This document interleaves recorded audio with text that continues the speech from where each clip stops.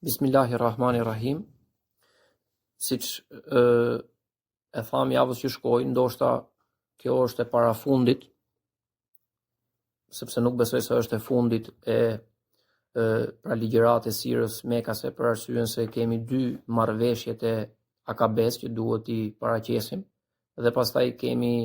ngjarjen famkeqe të tentativës së fundit edhe mbi të gjitha, pra të parës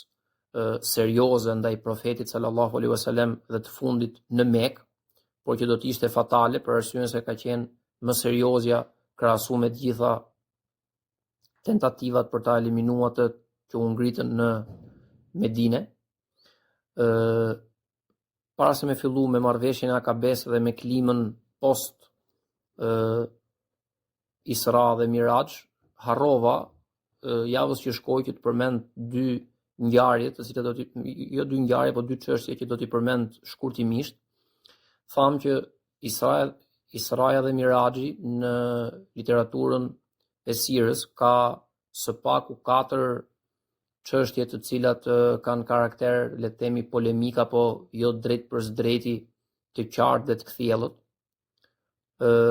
Pse e them këtë? Përfitoj nga rasti që të bëj një shpjegim gjithashtu të shkurtër shtesë, jo vetëm drejt për drejti lidhur me Isran dhe Miraxhin, por edhe për çështje tjera, që polemika apo ajo që quhet në anglisht controversy, apo i gjë që nuk përputhet midis një qëndrimi të një sahabi apo një qëndrimi të një sahabi tjetër, apo një interpretimi të një shkolle apo një interpretimi të një shkolle tjetër, vjen si pasojë e faktit se sahabët tabiinët apo nxënësit e tyre tabiinët kur nisën në për të 4 anët e hilafetit Rashidun apo edhe më pas në fillimet e hilafetit të Umejadëve apo Emevitëve apo Beni Umejeve, ishin veç e veç ndaj njëri tjetrit dhe gjykimet apo ixtihadin e tyre e ngritën mbi bazën e gjithë asaj çfarë dinin nga Kurani dhe nga i dërguari sallallahu alaihi wasallam, dhe më pas kur pas dekadash më vonë ndodhën të ashtu quajtura procese kodifikuese apo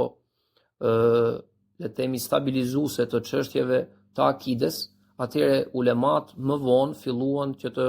bënin pajtimin apo le të themi shpjegimin e mospërputhjeve që ekzistonin dikur në fazat e hershme të Islamit si një fe tashmë jo vetëm rregullues i marrëdhënies së individit me Zotin e tij, por si një rregullues i gjithë shoqërisë dhe botës, si teatër në të cilin njeriu është i destinuar jetë e mot të sprovohet. Në këtë kuptim, 4 janë çështjet që në fillim kishte mendime nga sahabë të ndryshëm që mund të ishin kështu apo ashtu, dhe ne 2 prej tyre i ezauruam. Njërën e thamë që është më problematike, sepse nuk kemi praktikisht asnjë të dhënë definitive dhe përfundimtare dhe të vetë mjaftueshme për të përcaktuar një vit të posaçëm se kur ka ndodhur Israja dhe Miraxhi, edhe këtë e sqaruam. E dyta është gjendja se si ndodhi kjo, për arsyeën se sahabë të ndryshëm, pra në çfarë gjendje ndodhi kjo, në gjendje duke qenë profeti i zgjuar apo duke qenë në ëndër, sepse sahabë të ndryshëm kanë pas mendimin që për aq kohë sa ai thotë dhe më pas u zgjova në një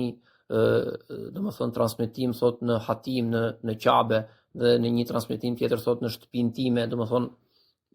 e tham edhe këtë sqarim që çfarë do të thotë të ketë nisur nga shtëpia vet dhe pastaj në Hatim, pra në Qabe, edhe pastaj drejt Jeruzalemit, dhe pastaj mund të jetë kthyer përsëri në Hatim dhe në shtëpi, domethënë edhe tek shtëpia se ku ka qenë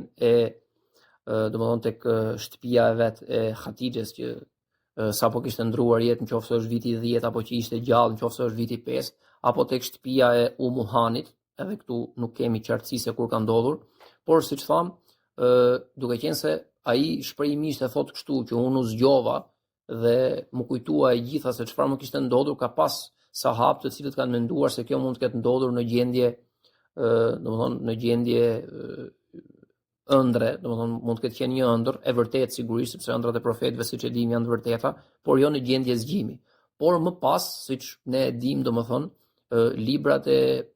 akides, librat e fikut, librat e përmbledhjeve të kodifikuara të çështjeve bazë, po edhe të imtësishme të Islamit kanë ardhur duke u shndruar në manuale, dhe nuk është momenti këtu që të flasim se kush janë disa nga avantazhet dhe disavantazhet e shndrimit të gjithë diturisë fetare në manuale, të cilat i serviren besimtarëve apo njerëzve në përgjithësi në formë, le të themi, tabele Mendelejevi, që do të thotë, apo tabele shumëzimi, që do të thotë në qoftë se besohen këto gjëra, jemi në akiden e pastër të selefëve, dhe pastaj në qoftë se besohen disa tjera gabima, apo në qoftë se mungojnë disa pika tjera, atëherë fillojnë problemet. Kjo ka të mirat e veta, ka dhe të këqijat e veta, po ndoshta në herë tjetër nuk e di se kur mund t'i biri rradha, që mund të lidhet drejt për drejti me sirën, mund ta shpjegojmë, por më vonë kanë ardhur standardizimet në trajt manuale se çfarë beson ehli suneti dhe xhamati për këtë çështje apo për atë çështje. Dhe kjo është e natyrshme, kurse në domethënë herët në mesin e sahabëve dhe sidomos tabiinëve, kur ata u shpërndan jashtë Medinës për të ndërtuar përpjekjet e tyre për të përhapur fenë e Zotit, ka pas disa çështje që ata nuk kanë rënë dakord, dhe këto dy që do të them tani janë dy prej tyre. E para është ajo që a e pa profeti sallallahu alaihi wasallam Allahun në natën e Isras dhe Miraxhit. Për ne sot, domethënë duket si utopi ta parashtrojmë këtë pyetje, sepse ne e dimë që në ditën e gjykimit, por sidomos në xhenet, besimtarët, duke qenë se do të jenë përftimi një rikrijimi tjetër, i një dimensioni dhe një lloji tjetër që mund ta bëjë vetëm krijuesi i gjithfuqishëm, ata mund ta shohin Zotin e tyre, kurse në këtë botë mbështet edhe tek ngjarja që Allahu e përshkruan në disa vende në Kur'an, kryesisht me sa kujtoj tek surja Araf, kur Musa alayhis salam kërkon që ta shoh Allahun dhe ai i përgjigjet jo duke e qortuar për pyetjen e vet dhe as duke ja mohuar si të drejtë, por i thotë që në qoftë se kodra që ke anash vetes e përballon që unë t'ja shfaq një pjesë të dritësime apo të shikimit tim, atëherë edhe ti ke për të pa. Dhe kur Musai e shikon që kodra bëhet pluhur e thërrime dhe i bie të fikt, atëherë ndihet në një farë mënyre i penduar dhe e kupton që kjo është një gjë që shkon përtej kapacitetit të njeriu të krijuar në këtë mënyrë siç njohim ne vetet. Por pra kjo neve mund të na duket e çuditshme, por ka pasur prej sahabëve, po sidomos një tabiin që ka qenë Masruk ibn al-Ajda. Masruk ibn al-Ajda ka qenë një tabiin dhe transmetohet në librat e sirës për një bisedë që ka pas me nënën e besimtarëve, Aisha radiallahu anha. Ky ka qenë nxënës i Ibn Mesudit. Kur kemi folur për Abdullah ibn Mesudin, kemi thënë që ka qenë sahabi praktikisht cilit Allahu i ka dhënë më tepër bereqet në numrin e madh, numrin e konsiderueshëm dhe cilësor të nxënësve që ndërtoi në qytetin e Kufës, qytet që e themeloi Aliu, dhe kur Abdullah ibn Mesudi shkoi atje, një ndër nxënësit kryesor të tij ka qenë pikërisht ky Masruk ibn al-Ajda, dhe Masruk ibn al-Ajda ka qenë mësuesi i Ibrahim an-Naqai, që e kam përmend pastaj, dhe që është një ndër mësuesit e mësuesit të Ebu Hanifes, që do të thotë këto punë kshu shkojnë, domethënë dituria sjell dituri, sinqeriteti sjell sinqeritet, dhe klima e mirë për të qenë pranë diturisë fetare apo çfarë lloj diturie, kjo vlen edhe për tej sferës për cilën po flasim, ndihmon që e njëjta sferë dhe e njëjta fushë dhe e njëjta dituri vetëm se të thellohet dhe të përmirësohet. Në këtë kuptim, një ditë në xhaminë e profetit sallallahu alaihi wasallam, Masruku ishte duke thënë se në rastet në surën Nejm apo edhe në një surë tjetër që nuk më kujtohet tani, më duket në surën Takwir, ku thuhet që dhe ai e pa atë në horizontin e qartë. Masruku thotë që kjo është e qartë, që këtu bëhet fjalë për Allahun, dhe ai e pa drejt për drejti për aq kosa ne e dim se ai ka shkuar atje ku nuk ka shkuar asnjë krijesë tjetër, siç e shpjeguam që në një moment pas para tek Sidritul Muntaha, Xhibrili kthehet dhe profeti sallallahu alaihi wasallam shkon në një dimension apo në një hapësirë që nuk ka shku as që kishte shku përpara dhe as ka për të shkuar ndonjëherë në një krijesë tjetër nga i gjithë krijimi i Zotit. Dhe Mesrugu thotë që unë gjykoj që ka parë Zotin, dhe sigurisht kjo është një begati edhe një mirësi që ai ia dha të dërguarit të tij, siç i ka dhënë shumë mrekulli që profetëve tjerë nuk e ka dhënë. Por kur kjo praktikisht po e them në këtë mënyrë mori dhën apo mori zë si qëndrim, Aisha radiallahu anha debaton dhe thot që unë kam qenë e para që e kam pyetur të dërguarin e Allahut për këtë tipologjia jetësh, dhe ai më ka thënë që bëhet fjalë për Xhibrilin, sepse unë Allahu nuk e pash kurrë. Dhe kushdo që thot se i dërguar i Zotit sallallahu alaihi wasallam ka parë Allahun në natën e Isras dhe Miraxhit,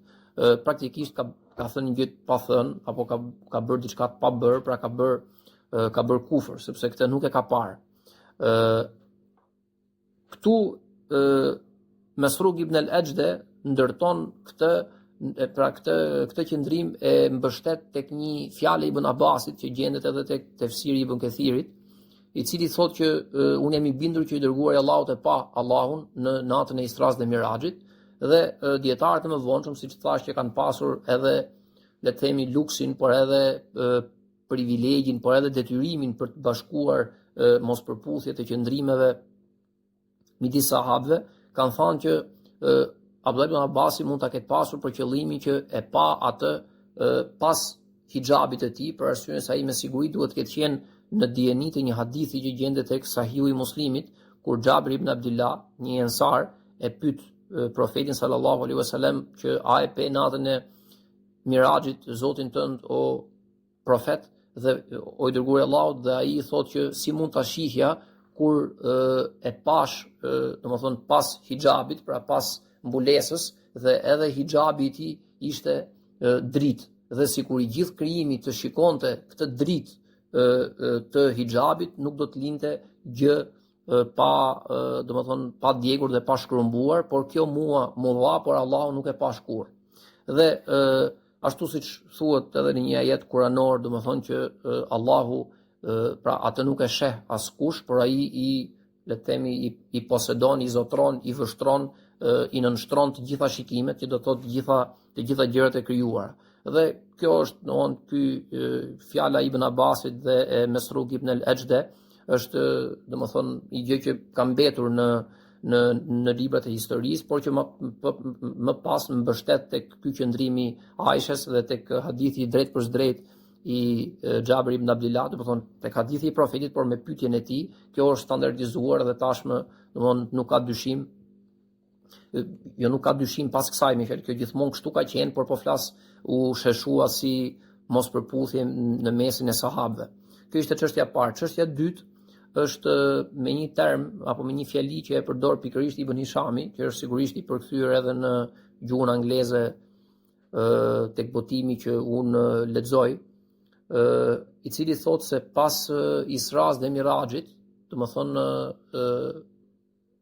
kishte prej besimtarëve të cilët braktisën fen. Dhe folja aty është fertade, domethënë që nga e cila vjen fjala murted, domethënë njëri që lë fen. Dhe Imam Bejhakiu në librin e tij Dalail al-Nubuwa, që do të thotë shenjat e profecisë, ka një sqarim për këtë, që thotë me siguri Ibn Hishami duhet të jetë ngatarruar, libër i 100 e ca vjet më vonë, duhet të jetë ngatarruar në këtë, sepse unë mendoj, thotë, që bazuar tek qëndrime të ndryshme të sahabëve, folja ka qenë, dhe ata e thonë këtë, iftetene, dhe iftetene do të thotë që ka qenë një fitne për të gjithë ne dhe një sprov shumë e madhe, për arsye se u përballëm, domethënë me një realitet dhe me ndodhi dhe me domethënë me tregime që nuk i kishim gjuhën ai herë, që do të thotë sigurisht që ka qenë sprov, për arsye se duke qenë se nuk kemi një kronologji të mënyrës apo të emrave se kush i kanë thënë këto, pra nuk ka sahab që përmenden me emër që e kanë thënë këtë, por të mos mendojmë se të gjithë sahabët duhet jenë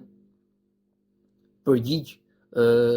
këtyre rrëfimeve nga profeti sallallahu alaihi wasallam, siç foli Ebu Bekri, sepse ndoshta e harrova herës që shkoj ta them, domethënë që një ndër gjërat që Ebu Bekri ka bërë në momentin kur ndodhi Isra dhe Miraxhi është që Ebu Xehli, pasi u bind ke ajo historia atyre karvaneve me fjalë, fishekun e funit për të godit kishte që ta godiste profetin sallallahu alaihi wasallam tek krahu i tij i djathtë dhe tek shoku vet me fjalë, dhe i ka çuar dikë për ta vënë në sprov, kur i thotë që shoku yt thotë që ka qenë në Jeruzalem mrena natës dhe ka ardhur, për arsyeën se në këtë moment që flasim Ebu Xehli nuk e dinte për Miraxhin, por siç thash dinte vetëm për Isran, sepse atyre ju tha vetëm për Isran, dhe Ebu Bekri bën një përgjigje sa plot yakin, aq edhe mençuri, për arsyeën se e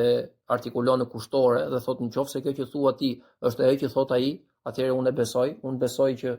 atij i vijnë lajme nga qielli përmes engjëllit fisnik, atëherë i besoj edhe këtë. Por ne mund ta marrim me mend që nuk kanë qenë gjithë sahabët e Abu Bekr dhe Umar, dhe përrjedhoi me siguri që një pjesë e tyre që mund të kenë qenë edhe të rinj në fen,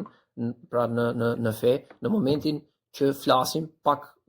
pra një vit më pas, kur ndodh marrëveshja e dytë e Akabes, e para dhe pastaj e dyta, muslimanët në Mekë, sipas disa përllogaritjeve, duhet të kenë qenë rreth 250. Dhe këta 250 nuk janë të gjithë të javëve të para, por sigurisht që besimtarët janë shtuar, dhe kjo vështirësi me cilën ata u përballën është transmetuar në këtë tekst Imam Bejhakiut në librin Shenjat e Profecisë.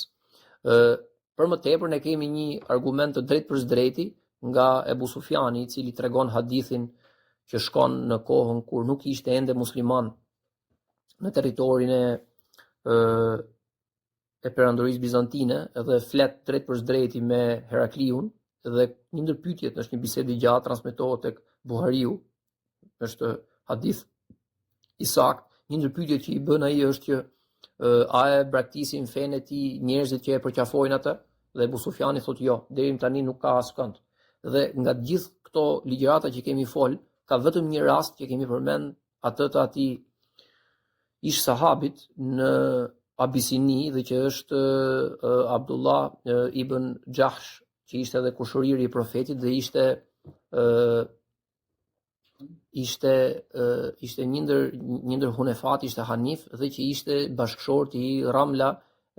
bintu Ebi Sufjan, domethënë i vajzës e Ebu Sufjanit, i cili u dha pas të pirës, pas alkoolit, u rikthye në krishterimin e afrikanëve, në Xhashit, dhe pastaj ndroi jetë, kështu mendohet që ka ndruar jetë si i tillë. Por Ebu Sufjani, e para neve nuk e dim se kur ka ndodhur kjo, përpara bisedës së Heraklitit me Ebu Sufjanin apo jo. E dyta, kjo ka ndodhur në Habeshe, pra në mbretërinë aksumitet në Xhashit. Kjo biseda tjetër ka ndodhur me sa kujtoj, nuk jemi sigur, por më duket në Hims, në një ndër qytetet e Sirisë sotme, me fjalë, qytet që e ka marrë Umri. Që do thotë Ebu Sufjani mund të mos kishte fare dhe është krejtë natyrshme informacion për këtë, por edhe nëse është e vërtet, me përjashtim të këtij nuk ka asnjë rast të besimtarëve Mekas, të sahabëve Mekas, të muhaxherëve, siç do t'i quajmë pak më pas, mas 1-2 javësh e tutje, që ata kanë përqafuar fenë e Zotit dhe pastaj kanë dalë prej saj. Dhe me siguri që Imam Bejhakiu duhet të ketë pas drejt, për arsyeën se thotë që iftetene është termi që duhet të ketë pas për qëllim Ibn Hishami, dhe aty duhet të ketë pas një gabim, për arsyeën se veç ti nuk e thot askush tjetër, nuk ka një hadith, nuk ka një raportim, nuk ka një transmetim as të sahabëve, as të tabiinëve, as të tabiinëve, as më vonë, që dikush domethënë etiketohet si murted dhe si lënës i fesë. Këto ishin dy çështje që duhet i sqaroja javës që shkoi, po që më dolën nga mendja. Tani ajo që e lam para 2 javësh, para 3 javësh, përpara se me fol për Isran dhe Miraxhin, është situata e tillë që Mutim ibn Adi i ofron mbrojtje profetit sallallahu alaihi wasallam, dhe me sa kujtoj e kemi lënë tek ajo bisedë kur ai përplaset praktikisht me Ebu Xehlin, i cili e pyet që a ke përqafuar fenë e tij dhe Mutimi thotë jo, nuk kanë përqafuar, por për shkak se besoj tek bujaria e Kureshëve dhe ke fisnikëria e statusit tim, e ndjej detyrë që t'i jap mbrojtje tani që Ebu Lehebi e braktisi praktikisht, dhe Ebu Xheli thot atëherë nëse nuk je prej tij, po je prej nesh, por vetëm i ke dhënë mbrojtje, po themi politike, atëherë në rregull. Por siç e thash, profeti sallallahu alaihi wasallam nuk ishte i qetë me këtë situatë dhe në haxhin e vitit që ndroi jetë Ebu Talibi, në këtë moment nuk kemi lidhje më me Isran dhe Miraxhin, për këtë kemi qartësi dhe siguri. Ai bën atë që kishte bërë gjithmonë. Çfarë kishte bërë gjithmonë? Kemi dy transmetime nga dy sahabë të ndryshëm, edhe nga Xhabir ibn Abdillah, që e përmenda pak më lart, por edhe nga Rabia ibn Abad, që është një sahabi periudhës vonë medinase, të cilët që të dy pak a shumë bëjnë të njëjtin përshkrim dhe ja atribuojnë prindërve të tyre dhe thonë që çdo herë kur neve shkonim në haxh, që do thotë fise të Medinës, të Jethribit, në momentin që flasim, shkonin në haxh, e kam shpjeguar që shkonin nga i gjithë gadishulli në haxh, domethënë, dhe shkonin për ta bërë haxhin me një pjesë të ritualeve që ishin trashëguar nga Ibrahimi dhe Ismaili, por sigurisht përzier me ritualet e shirkut që ata i kishin paqë të shenjta sa dhe besimin tek Allahu një dhe i vetëm. Dhe të dy këta në mënyrë të ndryshme dhe individuale, por në thelb të njëjtë, thonë që mbaj mend që gjithmonë në tendat e haxhit, dhe njerëzit siç ulen dhe sot me një fjalë, siç mund t'i keni pa në televizion, edhe atëherë sigurisht në kodrat e Mekës për qark duhet të ketë pas vend shumë më tepër, pra toka është po ajo, po ka njëherë shumë të pak njerëz se sa sot, uleshin edhe qëndronin edhe fushonin, ky është termi, në tenda të ndryshme, dhe domethënë këta thonë, edhe Xhabir thotë edhe ky Rabia, që gjithmonë në tenda vit për vit,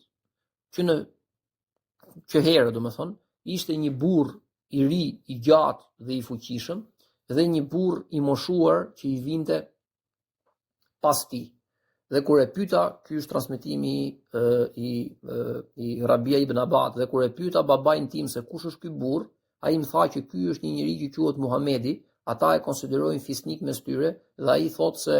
Allahu është i vetëm dhe i një dhe ka për qëllim që t'ja bëjë gjithë zotat atyre bashkë, dhe kjo është një gjë e çuditshme për ta dhe ata nuk e besojnë. Kurse i moshuari është Ebu Lehebi, që është Abdul Uzza, domethënë Ebu Lehebi ishte nofka e tij, i cili të gjithë njerëzve të cilët ai kontakton dhe i fton në besimin e tij të ri, ju thotë që ky është nipi im, ne e dim se çfarë thotë ky, kur nuk na bën ne për budallënj, keni kujdes që të mos ju bëj ju për budallënj, për arsyeën se kjo që thotë është e pavërtet, është e rreme, dhe kur nuk e besojmë ne, që e njohim më mirë se sa ju, atëherë si mund ta besoni dhe ju. Kurse Xhabir ibn Abdillah thot një transmetim që e pash të dërguarin e Zotit, domethënë e thot si sahab këtë hadith, domethënë kur ishte ende i ri, domethënë duhet të kenë vitet e para, dhe ishte një ditë me një vajzë të vogël e cila i shkonte pas, dhe ai ju fliste njerëzve në çadra dhe në tenda dhe i ftonte tek Allahu një dhe i vetëm, dhe një herë prej herësh pash që vajza e vogël ishte duke qarë dhe ishte e friksuar aq shumë sa ai u kthye dhe i lau fytyrën me një kup me ujë që kishte. Dhe kjo vajzë ishte Zejnepja, që do thotë Zejnepja në momentin kur Ebul As pas betejës Bedrit i shoqi, do flasim kur të vi radha, domethënë e kthen me ndershmëri dhe dinjitet në bazë të një marrëveshje që bën, që do ta shpjegojmë pra kur të vi radha inshallah, është shtatzan dhe humb një fëmijë sepse ndodh një incident aty që bie nga deveja, që do të thotë kur është shtatzan në vitin e dytë të hijretit, dhe është një vajzë e vogël, në momentin që flasim bëhet fjalë për vite shumë hershme, po bëj unë tani këtë lidhje me fjalë, po bëhet fjalë për vitet e para të Mekës, që profeti sallallahu alaihi wasallam gjithmonë e ka shfrytzuar këtë si mundësi për t'ju folë gjithë njerëzve, dhe historianët që thonë se si ka mundësi që erdhi një një, domethënë Amr ibn al-Abese nga Jemeni, apo erdhi njëri nga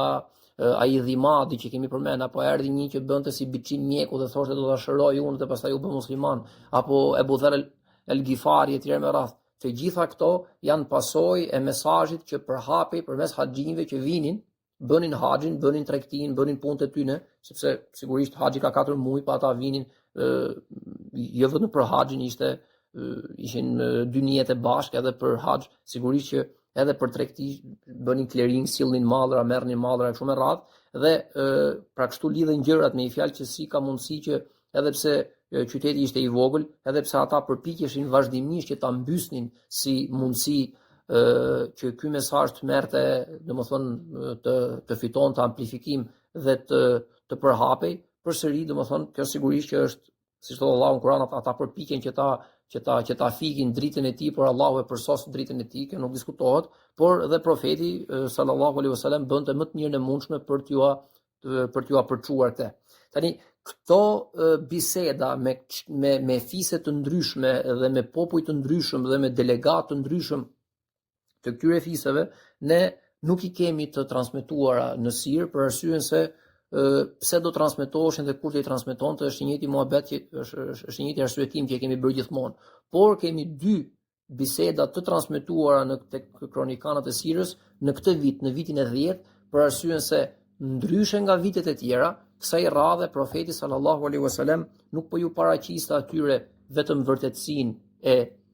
mesazhit kuranor dhe vërtetësinë e dërgesës së tij si i dërguar i Allahut, por ishte duke ju kërkuar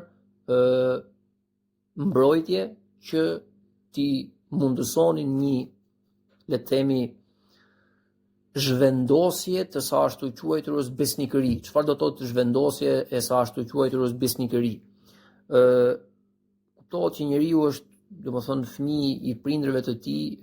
dhe ka gjakun që Zoti e ka caktuar ta ketë, dhe ka mbiemrin e vet dhe kështu me radhë, dhe kemi hadithe të posaçme që njeriu nuk lejohet që besimtarit, gjithë njerëzit në përgjithësi nuk lejohet që t'ia atribuojnë atësinë apo mëmësinë dikujt tjetër. Dhe nuk lejohet njeriu që ta ndryshojë fisin e tij në, le të themi, përputhje me një, domethënë, me një nevojë që ai e konsideron të tillë, por që nuk është realisht e tillë. Por në periudhën që flasim, në kulturën e tyre, ishte e njohur për situatat posaçme dhe veçanërisht për 2 situata, kur ishin në gjakmarrje dhe kur ishin në raste që dëshironin të martoheshin. Ata bënin këtë ndryshim të besnikërisë dhe këtë ndryshim të fisit. Jo se mohonin fisin e tyre, por tashmë konsideroheshin pjesë e një fisi tjetër. Buhariu nis librin e tij me një hadith, dhe që është hadithi i niyetit. Domethënë, kush shkon në haxh për hir të Allahut, kush bën hijret, thash në haxh, kush bën hijret për hir të Allahut, ai e ka shpërblimin për atë që bën. Por kush bën hijret për shkak se dëshiron të martohet me ndonjë grua, atëherë ai ka shpërblimin për atë që bën dhe Allahu e di, domthon, niyetin e tij. Çfarë do të thotë kjo? Nuk do të thotë që ka gjetë një mundësi me u martu në kohën e haxhit dhe shkon atje dhe martohet me një medinase. Jo. Kuptimi i këtij është ky, që ka pas raste që njëri fis, pra, dhe sidomos si rregull është gjithmonë fisi i vajzës, nuk pranon që djali të martohet me të. Dhe pse? Sepse ose kanë një armiqësi të vjetër fisnore, ose nuk dëshirojnë të kenë të bëjnë me ta. Dhe ju vjen një kusht, që ai të braktisi, praktikisht djegi pasaportën, po ta themi me termat e sotme, të braktisi fisin e vet, jo ta mohoj, por të braktisi dhe të mos ndihet më politikisht një prej subjekteve të tyre dhe të bëhet pjesë e tyre. Dhe duke u bërë pjesë e tyre, ai merr të drejtën që të martohet brenda fisit, jo në kuptimin e keq fjalës, por brenda të njëjtëve. Në këtë kuptim, për shembull, Uthmani ibn Talha, nëse nuk gaboj, ka qenë një tillë që nuk ka qenë nga Meka, dhe kur ndodhi, do ta themi, kur të vi rradha, të flasim për disa sahabë nga ata të cilët kemi argumente se si ndodhi hijreti i tyre, këti, ndoshta është dhe një sahab tjetër, ju kërkoj ndjes nëse gaboj, por ndoshta është pikërisht ky, dhe këtij kureshët i thonë që ti nuk mund ta marrësh dot bashkëshorten tënde. Dhe bashkëshorten tënde ti nuk mund ta marrësh për arsye se ajo është kureshe. Dhe Uthmani ibn Talha thotë që unë jam kuresh. Thotë jo, thotë ti e ke marr, pra ke ardhur nga këtu, ke bërë pikërisht të sepse ne nuk ta jepnim këtë për grua, ka ardhur, por gjithsesi ti nuk je joni, pra këtu ata bën një hile, domethënë që edhe pse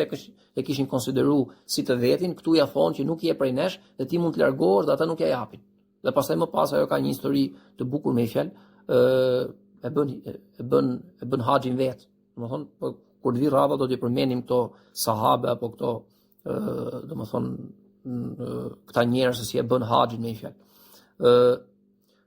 Dhe në këtë kuptim profeti sallallahu alaihi wasallam ishte duke kërkuar pikërisht këtë, jo të bregtiste kureshët, por t'i linte kureshët në kuptimin politik të fjalës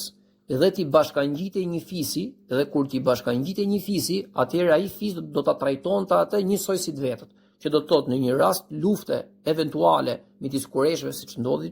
eksaktësisht jo, po ne kemi kollaj ta themi sot që profeti e dinte që do të ndodhin kështu, jo, profeti nuk dinte asnjë gjë. Profeti në momentin që flasim nuk dinte asnjë gjë as për të nesmen. Kjo duhet na, le të themi, duhet të na qartësoj dhe duhet na japi kristalitet metodik, që do të thotë e ardhmja është gjithmonë e paqartë, sidomos e ardhmja e largët. Atë të afërme edhe mund ta parashikosh. Por profeti sallallahu alaihi wasallam, duke qenë se ishte duke i rënë çdo dere, nuk e dinte se si do të merrte rrjedh puna dhe nuk kishte asnjë të dhënë paraprake që duhet ishin 13 me 10 vitet në Mekë dhe vitet në Medinë, sepse minimumi nuk e dinte se kur do ndronte jetë, e kështu me radhë. Dhe këto biseda dhe këto kërkesa që bën në vitin e 10 të profecisë, pasi vdes Ebu Talibi, nuk janë vetëm në llogari të ftesës këtyre fiseve në fenë e Zotit, por domethënë ju kërkon që ata t'i ofrojnë mbrojtje dhe që ai të largohet nga qyteti. Dhe janë dy fise, fisi i parë është fisi i Benukindëve. Benukindët kanë qenë një fis i cili ndodheshin në të ashtu quajturën pra në Omanin e sotëm. Pak përpara këtyre, atje ka pas një perandori, një mbretëri që quhej mbretëria Himariote, mos e ngatroj me Himarën, me fjalë apo Hymariote, the Himariot Kingdom. Dhe ata kishin vetëdijen e trashëgimtarëve të një, le të themi, fuqie të rënë nga vakti dhe ishin njerëz të cilët kuptohet kishin delegacionet e tyre për në haxh. Dhe Benukindet një ditë shohin, dhe kjo ndodhte natën si rregull, të dy këto biseda që do them sot ndodhin natën, edhe biseda me Euso dhe Hazrexhet ndodh gjithashtu natën. Profeti sallallahu alaihi wasallam shkon dhe ju thot që un jam i dërguar i Zotit dhe ju bën një prezantim të themeleve të besimit, ju lexon Kur'an dhe ata e dëgjojnë dhe thon çfarë kërkon prej nesh. Dhe kur profeti i thot që sallallahu alaihi wasallam kërkoi që të më mbroni për arsyen se kureshët më kanë kthyer shpinën dhe unë nuk ndihem mirë këtu, ata bëjnë një gjë dhe thonë nëse ti dëshiron që ne ta bëjmë këtë, atëherë duhet na sigurosh një gjë, që kjo është e vërtetë se nëse ne e përqafojmë dhe sundojmë dhe triumfojmë mbi të gjithë arabët, e kuptojmë që këtë e kemi një avantazh të madh ndaj gjithëve atyre, por ne të kërkojmë ty në mënyrë të panegociueshme që kur kjo kauza jote të triumfojë dhe kur ti të ndrosh jetë, atëherë trashëgimin e gjithë kësaj të na e lesh ne. Profeti jep një përgjigje diplomatike dhe thotë që toka e Allahut është e tij dhe ai ja lën trashëgim kujt doj prej tyne. Që do të thotë nuk ju siguroj se kush do të jetë pas meje, por nëse ju nuk jeni të, le të themi, bindur dhe të vendosur që të ma jepni këtë vetëm për hir të tij, por bëni llogari politike, atëherë unë refuzoj. Dhe ata kur dëgjojnë këtë përgjigje, i thonë atëherë largohu, nuk ka marrëveshje. Kjo është me Benukindet. Benu Shejban ibn Thalebe është një fis tjetër dhe ndodh po të njëjtin vit, pra të njëjtat ditë apo të njëjtat javë. Dhe këtu me këta të parat në Benu Kindet, profeti sallallahu alaihi wasallam ka qenë vetëm. Me këta të dytët, Benu Shejban ibn al-Thalebe ka shkuar në mesin e tyre pa i njohur dhe ka qenë me Ebu Bekrin. Dhe kur Ebu Bekri domethënë i njeh ata, i thot me zë të ulët transmetohet që këta u i dërguar i Zotit sallallahu alaihi wasallam janë ndër njerëzit më fisnik të gjithë gadishullit dhe me këta duhen me umat mirë fjalët, në kuptimin që janë fisnik dhe janë njerëz të cilët kanë një trashëgimi shumë të madhe. Këta jetonin në midis Irakut dhe Sirisë sotme, pra në veri të gadishullit arabik, ku ka qenë veriu i një të ashtu quajture mbretëria Lakmide, që gjithashtu u shkatërru në bazë të presionit të luftrave që kishin Sasanidët, persët me romakët, me bizantinët, dhe këta ishin në kapërcyll të këtyre dy perandorive. Dhe Benu Shejbanët ibn Thalebe e ftojnë profetin tek tenda e tyre sallallahu alaihi wasallam dhe i thonë na prezanto çfarë dëshiron të na prezantosh. Dhe profeti flet dhe ju paraqet islamin dhe ju kërkon të njëjtën gjë. Ata në fillim Hani, quhej njani prej atyne, janë 4, unë nuk i fiksova, as nuk i shënova, domethënë këta për arsye se e ngarkojmë shumë me emra dhe po përmend vetëm njanin, Al-Muthana ibn al-Haritha, po që do ta përmend pak më pas. Po 3 kryesorët e tyre, njësoj ata ishin 4, po 3 ishin, le të themi, si krerët e tyre politik, kurse njani ishte generali që atë vit kishte vendosur në që të bënte haxhin, edhe këta të 3 njësoj si ata 3 vëllezërit në Taif, domethënë, në fillim pasi dëgjojnë domethënë të vërtetën kuranore që profeti sallallahu alaihi wasallam ja u shpjegon, thon 2 gjëra. E para, ne nuk mundemi dot që të marrim një vendim kaq të rëndësishëm dhe kaq madhor sa të refuzojmë apo të pranojmë këtë që po kërkon ti, pa u konsultuar dhe pa pyetur ata që kemi lanë në vendlindjen tonë, pra në vendbanimin tonë, dhe kjo është herët që të japim përgjigje mrena natës. Dhe e dyta është më, dhe kështu del nga historia domethënë, është e udhës që gjithsesi një përgjigje të ta japim, me që ti po na e paraqet këtë, por duhet që të pyesim dhe të konsultohemi me liderin ton ushtarak, pra me generalin ton, pa themu general, po military leader ishte, domethënë ajo që lexova, Muthana ibn al-Haritha. Dhe ose ndodh atë natë, ose ndodh të nesërme, sa i mund mos ketë qenë i pranishëm, nuk e di domethënë këtë, që të jemi sa më realist. Al-Muthana ibn al-Haritha, që më pas bëhet një sahabi i madh në periudhën e Medinës edhe bëhet besimtar pastaj, edhe lufton krah të Khalidit në luftrat e Rides edhe në kohën e Umrit e kështu me radhë, nuk e di kur ndron jetë, por besimtar dhe sahab. Al-Muthana ibn al-Haritha jep një përgjigje dhe thotë: ne jemi një popull dhe jemi një fis që kemi marrëveshje dhe kontrata të dyfishta, si me Kisrën, ashtu dhe me fiset e tjera arabe, sepse jemi në kapërcyll të kufirit të domethënë të Sasanidëve me arabët. Dhe thot, sa i përket marrëveshjes që kemi me arabët, marrëveshja është e tillë që ne, duke qenë se jemi një fis i madh, nuk do të bëjmë kurrë marrëveshje as me Kisrën për t'i godit arabët dhe as me ndonjë fis tjetër prej arabëve për ta mposhtë dhe për ta nënshtruar në një fis tjetër prej arabëve, pra brenda llojit. Kurse me Kisrën kemi një marrëveshje tjetër dhe së cilës i friksohemi akoma dhe më tepër, që kemi bërë marrëveshje që nuk do të bëjmë me asnjë fis arab marrëveshje, dhe sepse kjo marrëveshje nënkupton kërcënim për ta, sepse vjen një moment që ata mund të mendojnë që neve mund të kemi ekspansion ndaj territorit tyre dhe këtë neve nuk guxojmë ta bëjmë, dhe kjo është e bukur, thot, dhe kjo që po na prezanton ti ne nuk duket se do t'ju pëlqente shumë mbretërve dhe veçanërisht Kisrës. Pra fillimi i letrave kur profeti i çon atyre në vitin e 9 pas Hijretit, është ende herët, por Muthana ibn al-Haritha thot për Kisrën që mendoj se nuk do t'i pëlqente shumë kjo, për arsyeën se delegjitimon shumë gjëra që ata bëjnë dhe besojnë, kjo që thot ti, dhe ne do të na vinte në situatë të vështirë. Dhe profeti sallallahu alaihi wasallam ju thot atë që ju thot Surara ibn al-Malik, që do ta përmendim mas 2 javësh apo 3 javësh inshallah, ju thot do të vijë një moment që pallatet e Kisrës do të jenë në sundimin e kësaj feje. Dhe ju do të jeni fitimtar dhe ju do të jeni trashëgimtar të kësaj. Por për momentin nuk mundem që t'ju premtoj nëse ju nuk bëni një përqafim të plotë dhe të sinqertë të kësaj kauzës sime, dhe ata gjithashtu refuzojnë si Benu Kinda, pikërisht duke u nisur nga ky arsyetim, që me Kisrën nuk luhet, me zjarrin nuk luhet, kjo është shumë e rrezikshme, dhe sepse ata e kuptonin që mbrojtja e një individi të tillë që populli vet kishte 10 vjet që nuk e donte dhe donte ta përzinte, ishte një gjë si, le të themi,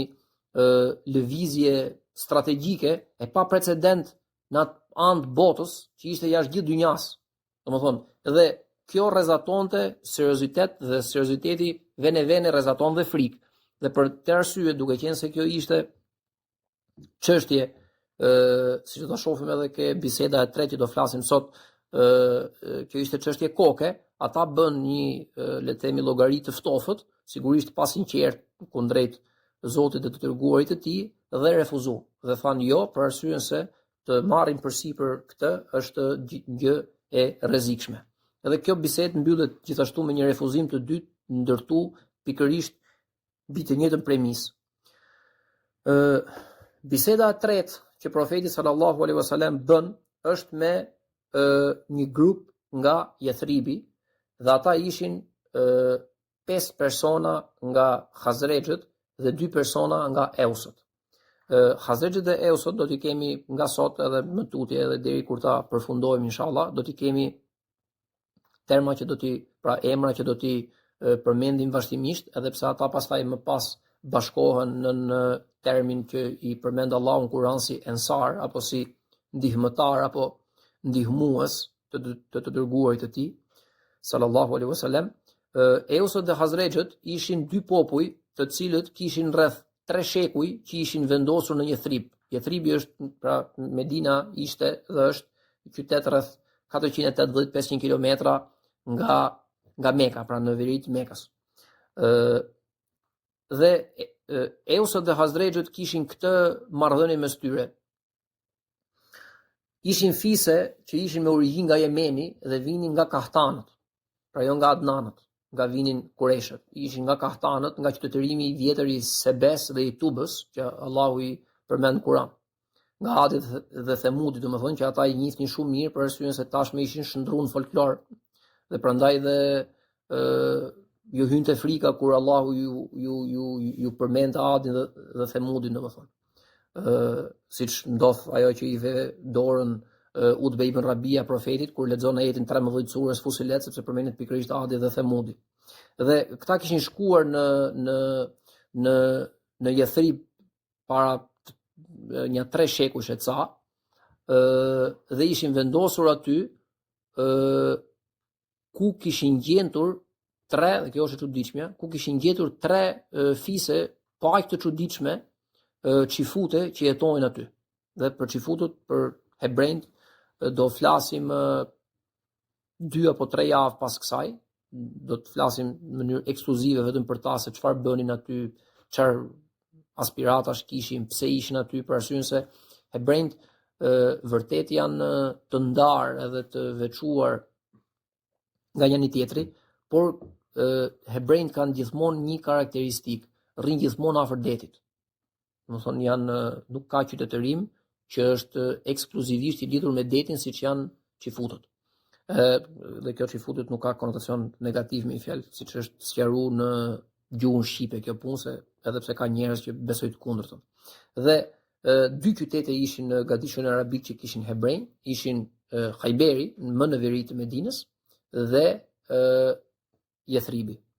Dhe Eusët dhe Khazrexhët kishin këtë raport. Eusët ishin më të pasur, dhe Eusët ndryshe nga Khazrexhët ishin njerëz, domethënë që merreshin me bujqësi dhe ishin pronar tokash dhe plantacionesh të tëra hurmash, kishin gjithashtu edhe blegtori, kurse Khazrexhët ishin më tepër si shërbëtor tyre. 10 apo 11 vitet e fundit, nga momenti që flasim, pra paralele e 10 viteve të daves në Mekë, në Medine ndodhin të ashtu i quajtura luftra të Buafit, domethënë muhabete arabësh. çfarë do thotë muhabeti arabësh. Njësoj siç ishin luftrat e Fixharit për të drejtën e tokës, për të drejtën e një fisi, për të drejtën e një pusi që një fis pretendonte për të drejtën e një oazi, për të drejtën e një baçe e kështu me radhë, gjëra që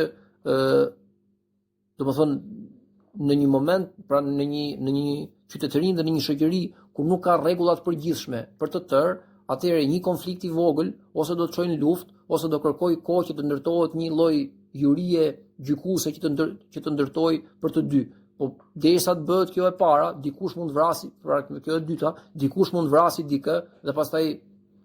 gjaku zgjell gjak dhe vrasja sjell vrasje e kështu me radhë, dhe kjo ishte krejt e natyrshme në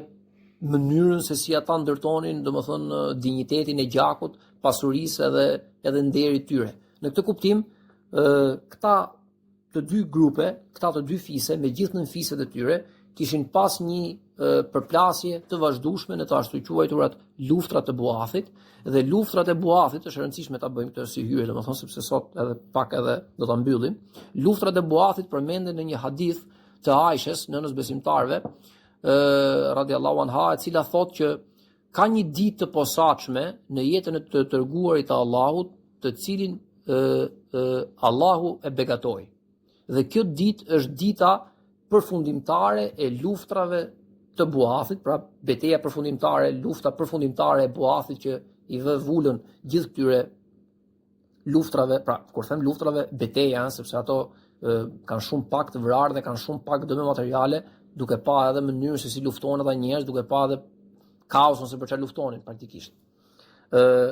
Sepse thot, të gjithë liderat e Eusëve dhe Khazrexhëve vranë njëri tjetrin, dhe duke qenë se ata vranë njëri tjetrin dhe nuk ishin më pjesë e kësaj bote, kur ju shkoi atyre mesazhi i të dërguarit të Allahut sallallahu alaihi wasallam, ata e kishin shumë më të lehtë ta pranonin këtë krahasuar me të vjetrit e Kureshëve, të cilët bën një rezistencë deri të fortë dhe vdiqin ashtu si vdiqin. Sot për shembull kur përpinim kafe, dëgjova një Rudi më tha presori, tha i gjë të bukur, ishte një, nuk ja fiksova emrin se i herë dëgjova, ishte një fizikan gjerman pas Einsteinit, i cili e kishte mbyllur dhe e kishte stabilizuar teorinë e relativitetit. Eisenhower nuk e kam të qartë, se vetëm i herë dëgjova dhe ishte emri huaj, dhe ky thoshte një gjë që mu më kujtoj pikërisht të hadith, që një shkencë e re, apo që një paradigme re shkencore të prevaloj mbi një tjetër, pra mbi një të vjetër, duhet që shkencëtarët e vjetër që mbrojnë të njëjtat ide vdesin gjithë. Sepse për ndryshe, ata kanë për ta mbrojtur deri në pikën e fundit gjakut, me një fanatizëm, pra bëhet fjalë për shkencë, që nënkupton kulminacionin e racionalitetit, kanë për ta ruajtur deri në pikën e fundit tyre të gjakut të vërtetën që e kanë ruajtur gjithë jetën. Dhe kur të vdesin gjithë këta,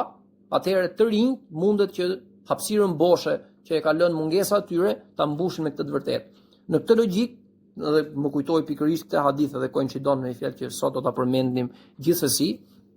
në këtë kuptim Eusët dhe Khazrexhët tashmë ishin dy fise që në raport me mundësitë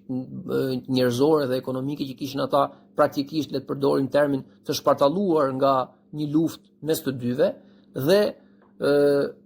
gjithashtu ama nuk kishte ndryshuar raporti i tyre ekonomik. Eusët ishin më të fuqishëm, Khazrexhët ishin shërbëtorë tyre, apo le të themi një grad më pak. Tani, nga këto tre fise që i fute, Eusët kishin me dy prej tyre, s'po i them emrat sot sepse na ngatarrohen, kur të vi radha nuk do t'i përmendim vetëm si emra, po do të përmendim edhe disa karakteristika dhe i lloj sfondi historik se kush ishin ta. Me dy prej fiseve që i fute nga tre, Eusët kishin marrëveshje, dhe ata kishin afrimitet shumë më tepër me hebrejt se sa me Khazrexhët, dhe Khazrexhët kishin me njërin prej fiseve që i fute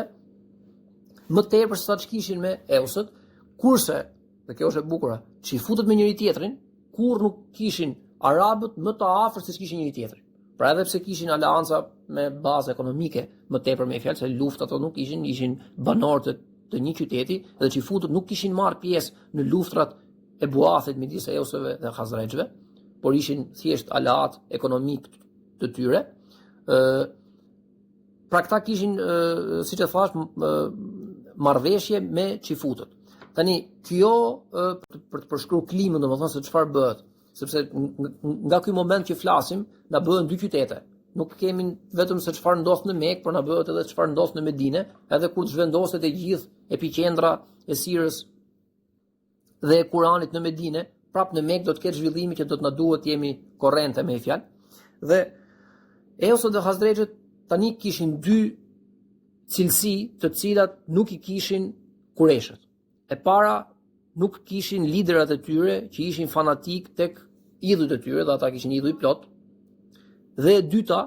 ishin ndryshe nga Kureshët në marrëveshje dhe në marrëdhënie të ngushta me një popull që është nga ehli kitabët. Që do të thotë që kishte konceptin e një Zoti që predikon monoteizëm në skripturën dhe në librin që shpall,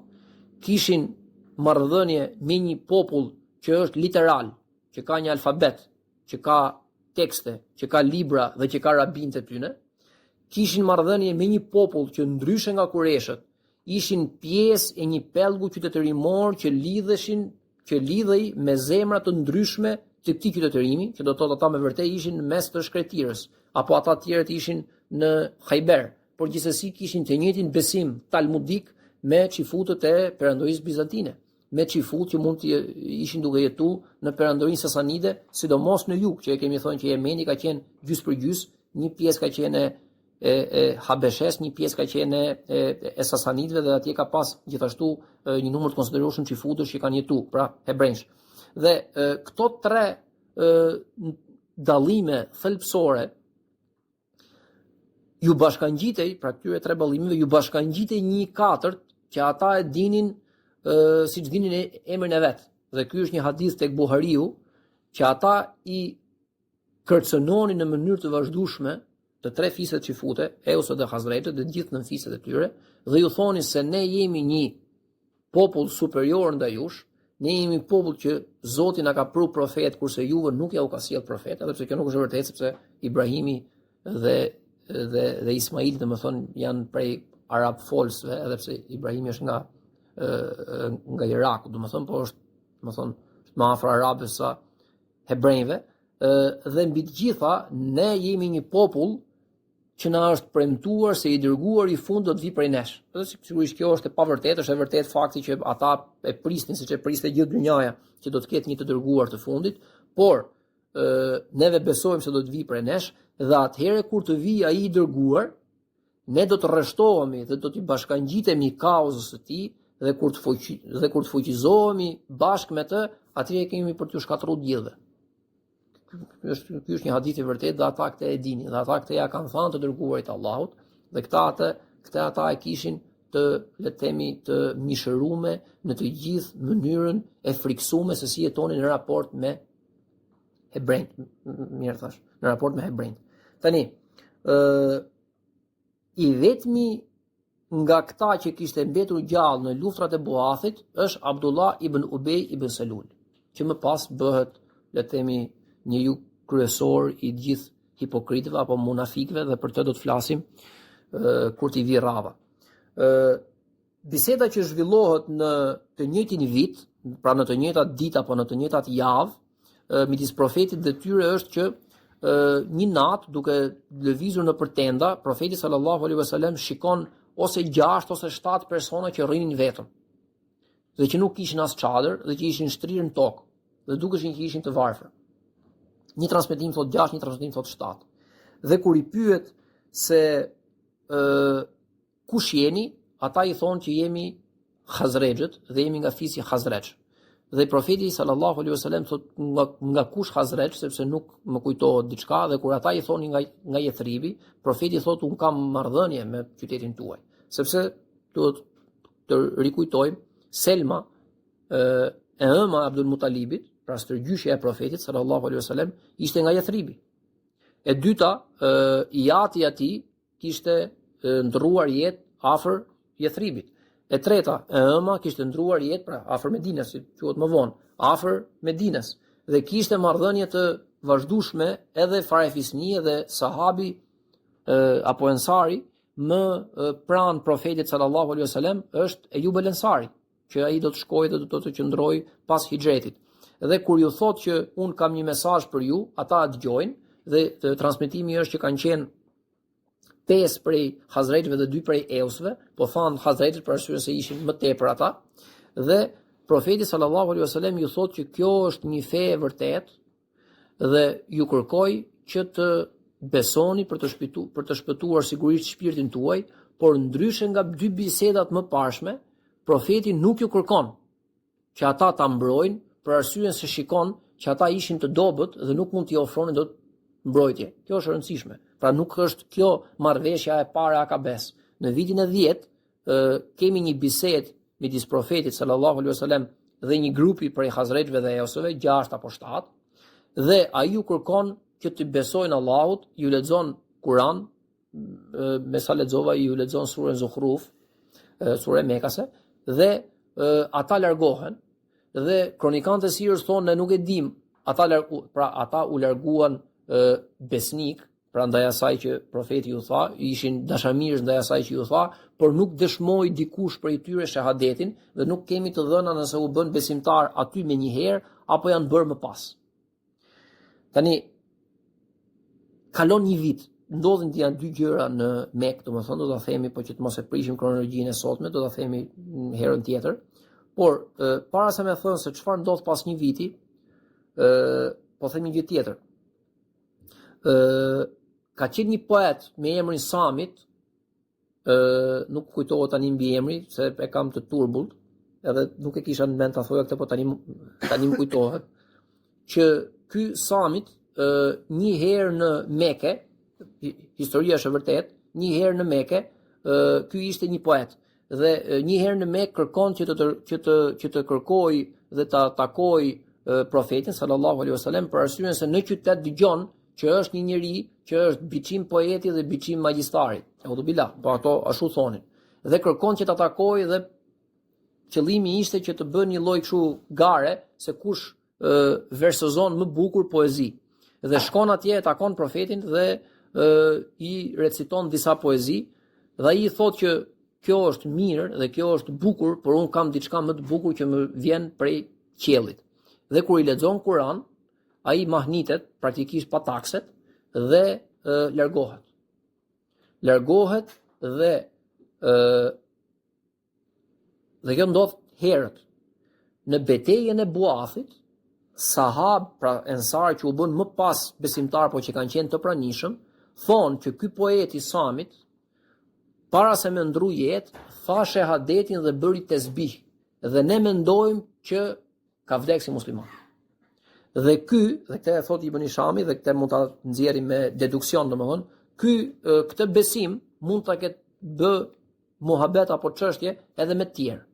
Por sahab dëshmojnë që ky ne besojmë se ka vdek si besimtar, për arsyen se tha shahadetin dhe tha një gjë para se me ndru jetë që në mesin tonë ishte e panjohur.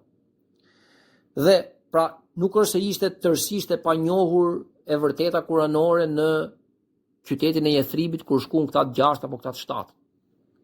Ajo që ndodh pas një viti është që gjatë sezonit të haxhit dhe profeti kishte nisur sallallahu alaihi wasallam të bënte të njëjtën gjë, këta njerëz vinë dhe e takojnë vetë profetin dhe tashmë nuk ishin 7, po ishin 12, por nuk ishin ata 7 dhe 5 të tjerë, po ishin 4 prej atyre 7 dhe 8 të tjerë, që do të thotë ishin diçka më tepër se sa ishin, pra kishte më shumë besimtarë në një thrip se sa ishin në delegacion. Dhe i kërkojnë që ta takojnë vetë. Dhe profeti i pyet për çfarë keni ardhur dhe ata i thonë që kemi ardhur të bëjmë një lloj besatimi dhe tashmë ne jemi besimtarë në besën tënde. Dhe profeti sallallahu alaihi wasallam bën një besë me ta, takimi ka ndodhur edhe takimi i parë dhe takimi i dytë ka ndodhur natën, siç e thash. Dhe kjo quhet beslidhja e grave për 2 arsye. E para, në surën Mumtahine Allahu e përmend këtë, domethënë kur gratë dhanë ty domethënë besatim, jo sa ato ishin gra drejt për drejti, më pas edhe gra u bën ato që domethënë bashkëshortet e tyre kështu me radhë, por mbi të gjitha duke qenë se kjo nuk ka natyrë politike, është beslidhja e dytë që ka natyrë politike dhe nuk ka natyrë, le të themi, luftarake, kjo quhet beslidhja grave. Dhe kjo në ajetin kuranor përmendet që nuk do të bënë shirk, dhe ata i premtojnë të dërguarit Allahut që nuk do të bëjnë shirk, nuk do të vjedhnin, që nuk do të bënin zina, që nuk do të vrisnin fëmijët e tyre, femra apo meshkuj nuk përcaktohet, ose sidomos femra, nuk do të shpifnin dhe nuk do të shfaqnin mosbindjen ndaj të dërguarit në përgjithësi, prandaj asaj që quhet ma'ruf, domethënë një gjë e hajrit. Dhe biles është e bukur që kur flitet për zinan, një pjesë e tyre praktikisht ofendohen, sepse i thonë që ne, o dërguar i Zotit, jemi njerëz të një, le të themi,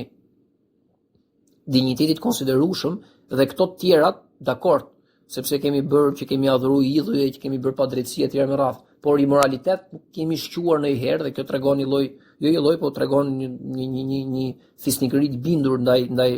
pra të tyre. Dhe kjo ndodh në vitin e 11 dhe në vitin e 11 në beslidhjen e parë të Akabes kemi në mënyrë zyrtare një grup të konsoliduar, pra kur themi grup ato 12-13 ishin, po gjithsesi janë grup për arsyen se erdhën me qëllimin fiks që të bënin një lloj beslidhje, dhe beslidhja nuk ishte fjalë goje, po ishte që tashmë besnikëria që quhet loyalty në anglisht me fjalë jona, tashmë të përket ty dhe dhe për çfarë ti na urdhëron ne do të përpiqemi ta bëjmë dhe për çfarë ti na ndalon ne do të përpiqemi ta shmangim. Ajo që ndodh në fundin e bisedës midis profetit sallallahu alaihi wasallam dhe këtyre është që në përfundim të haxhit ata janë të gjithë besimtarë tashmë, në përfundim të haxhit ata i kërkojnë profetit sallallahu alaihi wasallam që t'i sjelli, pra që t'i dërgojë dikë me vete, që të shkojnë në Yathrib dhe t'ju mësoj atyre edhe Kur'anin, edhe fen, edhe namazin, edhe të gjitha rregullat në përgjithësi. Në momentin që flasim besimtarët kanë filluar të falen, domethënë sepse jemi në post Miraj, dhe profeti sallallahu alaihi wasallam ju dërgon Musab ibn Umair. Musab ibn Umairin të shoqëruar nga Abdullah ibn Abi Maktum. Pra që është i verbri që përmendet në surën Abese, domethënë jo drejt për drejti, po që nën kuptohet, dhe për Musab ibn Umairin dhe për Abdullah ibn Abi Maktumin dhe për Aswad ibn Zurarën dhe për Saad ibn Muadhin, për këto 4 sahabë të paktën, po edhe për Usaid ibn Hudhair, që janë 2 fiset, pra që janë 2 liderat e Khazrejve. Do të flasim nga pak, aq sa kemi mundësi, javës që vjen, kur të flasim për marrëveshjen e dytë. Pra në marrëveshjen e parë bëhet një marrëveshje me bazë fetare, morale dhe teologjike, domethënë. Janë të pranishëm 12 burra nga Khazrejët dhe nga Eusët, dhe në përfundim të haxhit profeti pas tyre, domethënë, ju dërgon, pra bashkë me ta dërgon Musab ibn Umairin dhe Abdullah ibn Umi Maktum. Kuptohet, ky i dyti në aq sa lexova dërgohet për, le të themi, si një besimtar më i moshuar, se sa në momentin që flasim Musab ibn Umair është 17 vjeç, shumë i ri, domethënë, por kishte njohje të mirë të asaj që mund quhet Islam deri në atë moment kur flasim, për arsyen se ishte rrit praktikisht në shtëpinë e Erkamit, po javën që vjen do flasim për këtë, edhe për zë, familja, ishte njëri i pasur, praktikis gjithçka për hir të Zotit, shkon në Abisini, po javës që vjen. Dhe këta të dy shkojnë me Eusët dhe Khazrejët në Medine, dhe javën që vjen inshallah do të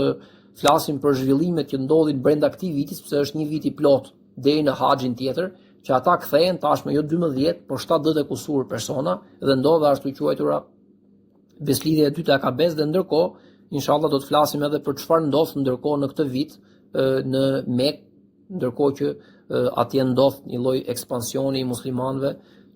deri në pikën sa shkon brenda një viti numri i besimtarëve në Mekë barazohet nga numri i besimtarëve në Medinë. Domethënë është një sukses prej Allahut përmes Umerit i konsiderueshëm. Allah shpërblet.